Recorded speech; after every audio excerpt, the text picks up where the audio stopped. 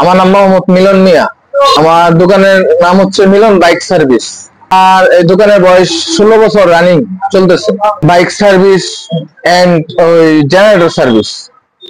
Generator আছে, ঘাস কাটার machine আছে, তারপরে মোটরসাইকেল তো আছেই, পাশাপাশি আর কি ঘাস কাটার মেশিন আর জেনারেটরের কাজটা চলে। মানসিক ক্যান্টনমেন্টে যতগুলো ঘাস কাটার মেশিন আছে আমি কাজ করি। যেমন এই যে আজকে 5টা মেশিন আসছে পল্লী বিদ্যুতের, নেত্রকোনা সদরের পল্লী বিদ্যুৎ অফিসের 5টা জেনারেটর মেশিন আসছে, এগুলো কাজ করতেছে আর কি নগদ। পাশাপাশি মোটরসাইকেলের কাজ তো আছেই, সেটা আমার পেশাগত মোটরসাইকেলের কাজ, কিন্তু তারপরেও আমি জেনারেটরের কাজটাও গুরুত্ব সহকারে করি আর কি।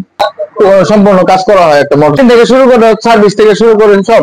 যেমন আমার 5টা স্টাফ আছে, আমার স্টাফ আছে 5 জন, আমি নিজেও কাজ করি 5 জন। মোটামুটি ইনকামের রাস্তাটা ভালো, মানে মোটামুটি ইনকামও হয়। ইনকাম আছে 2500 থেকে 3000, 3000 টাকা ইনকাম, 1500 টাকা খরচ আছে। হয়ে গেছে আপনার 3000 টাকা পার ডে হইলে মাসে আপনার 90,000। তার মধ্যে অর্ধেক খরচ আছে, স্টাফ খরচ, কিছু মিলে আর কি অর্ধেক খরচ আর অর্ধেক প্রফিট থাকে আর কি। অবশ্যই লাভবান, এটা তো আমার পেশাগত ব্যবসা। এটা আমি আমার লাইফে এটাই, মানে ছোট থাকতে আমি এই কাজটা ধরছি, লেখাপড়া করি নাই, এই কারণে অল্প বয়সে আর কি এতদিন দোকানের বয়স 16 বছর রানিং চলতেছে।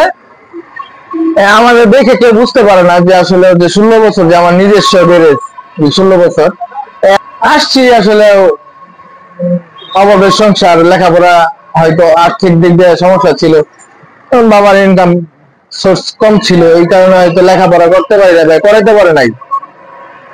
তারপরে আমি আর কি এই লাইনে ঢুকছি। আমার বাবা একটা কাজ শিখাইছে, একটা দোকানে নিয়ে দিছে, যাওয়ার পরে মনে করেন এই কাজ শিক্ষা বাইরে দোকান দিচ্ছি এখানে।